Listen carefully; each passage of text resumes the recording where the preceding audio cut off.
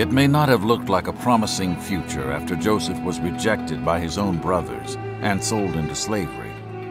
But God had a plan that included mercy and a mighty deliverance. He raised Joseph out of slavery and into a powerful position over all of Egypt, and revealed to him things that no one else knew. When famine came, Joseph was prepared, and many lives were saved, including the brothers who had once despised him.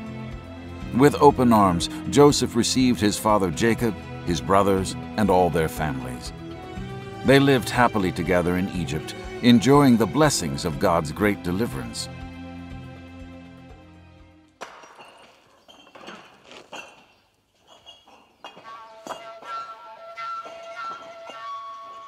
But time passed, and a new Pharaoh rose to power who did not know Joseph, or remember how God had delivered them from famine and certain death. Instead, he felt threatened by the people of Israel, who were now growing in numbers and strength. Out of fear and evil in his heart, this new king forced the people of Israel into slavery and did everything he could to stop them from becoming a mighty people. Yet another Pharaoh attempted to destroy the people of Israel by demanding that every son born to the Hebrews be killed. "Throw them into the Nile River," he commanded. He would rather murder them than watch them continue to live in the goodness and blessings of God. Little did this king know that he sought to destroy a nation of people God had promised would be great. God was preparing his people for one of the greatest deliverance stories of all time.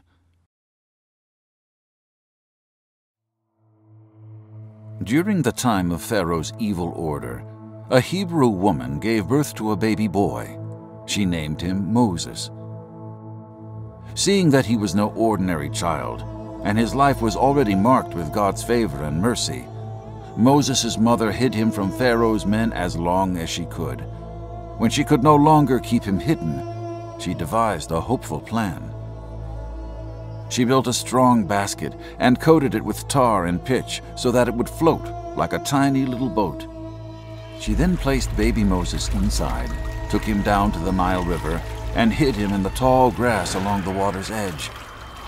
As she watched him drift down the river toward an unknown future, tears filled her eyes. She was sad to let him go, but her hope was in God. Moses' sister Miriam ran along the riverbank, watching the basket as it swiftly drifted downstream. She anxiously looked ahead, hoping for a miracle to save her little brother's life. The basket soon broke away from the bulrushes and plants, and came into view of an Egyptian princess and her maidens who were bathing in the river. When the princess noticed the curious basket floating in the water, she sent one of her maidens to fetch it. What a surprise to see such a beautiful child looking up at her. His cries melted her heart. Immediately she recognized it was a Hebrew baby boy. "I will raise him as my own," she said, as she held on to the child protectively. So Moses began a life of privilege and pleasure among the royals in Egypt. But one day he would give it all up to gain a treasure that only God could give.